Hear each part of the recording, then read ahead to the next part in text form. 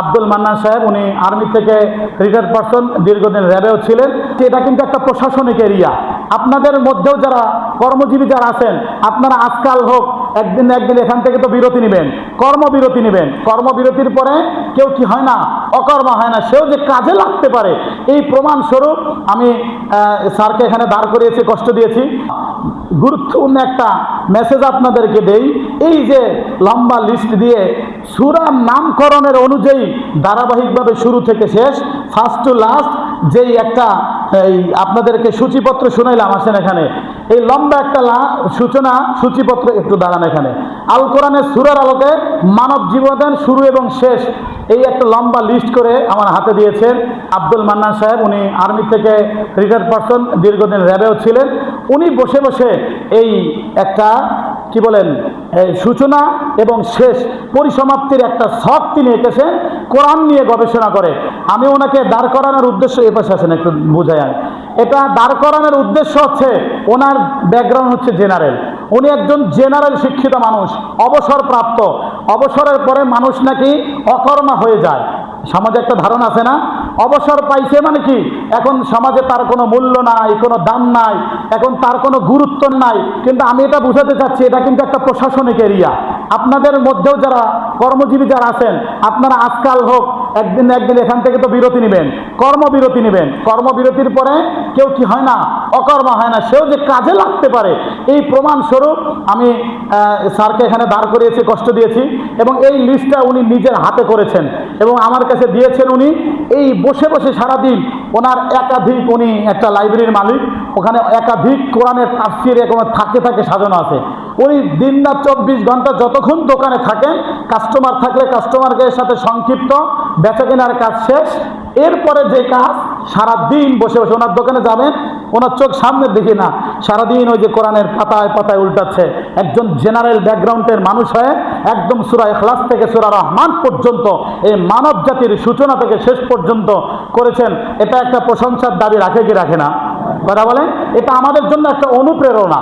এই পুলিশ ভাই যারা আছেন, প্রশাসনের ভাই যারা আছেন, ঊর্ধ্বতন অফিসার কর্মকর্তা স্যার যারা আছেন, আপনাদের জন্য একটা অনুপ্রেরণা যে একজন জেনারেল ব্যাকগ্রাউন্ড হয়েও কি করা যায়, কোরআনের খেদমত করা যায়, কোরআন নিয়ে গবেষণা করা যায়। কথা বলেন ঠিক না বেটি? আমরা মনে করি যে কোরআন তো পড়বে হুজুররা, জি কষ্ট দিলাম। আমরা তো কি করি, আমরা মনে করি কোরআন পড়বে তো হুজুররা। হ্যাঁ, আমাকে কি কাম, আমাকে কাম ব্যবসা করবো, আমাকে কাম আমরা ব্যবসা চালাবো, সরকারি চাকরি করব, এটাই আমাদের কাজ। আর মাঝে মাঝে দান সৎকা করব, হুজুরের দান সৎকা খাইয়া এরপর কি করবে, আমাদের এই কোরআনের খেদমত করবে। কিন্তু এটা পুরোটা উল্টাইয়া দেখাই দিচ্ছেন আমাদের আব্দুল মান্নান স্যার। হ্যাঁ, উনি সারাদিন কোরআন নিয়ে গবেষণা করে, ওনার গবেষণার ফাইল উনি আমাকে দেখাইছে, এত বড় মানে বলিয়ম আকারে করছেন উনি। ওনার বসে বসে লম্বা সময়, অবসরের সময়টা উনি বসে বসে কোরআনের খেদমত করছেন। সবার কাছে ওনার পক্ষ থেকে আমি দোয়া চাই আব্দুল মান্নান স্যারকে আল্লাহ পাক যেন একজন কোরআনের ছাত্র, একজন কোরআনের ধারক বাহক, কোরআনের প্রচার প্রসার হিসেবে কবুল করে। আমরা সবাই বলি আমিন। এবং আমি আপনাদের কাছে আপনাদেরকে উদাত্ত আহ্বান জানাই, এটা দিয়ে আপনারা অন্তত পক্ষে অনুপ্রাণিত হন যে আমরাও যতদিন থাকবো বাঁচবো আল্লাহ পাকের পরিচয় পাওয়ার জন্য, আল্লাহ পাকের দিক নির্দেশনা জানার জন্য কোরআনের পিছনে মেহনত করবো। রাজি আছি তো ইনশাআল্লাহ? আল্লাহ পাক আমাদেরকে কবুল আর মঞ্জুর করে। আমরা বলি আমিন। সম্মানিত উপস্থিতি, আলোচনা একটু দীর্ঘ হওয়ার জন্য আমি আন্তরিকভাবে ক্ষমা চেয়ে নিচ্ছি।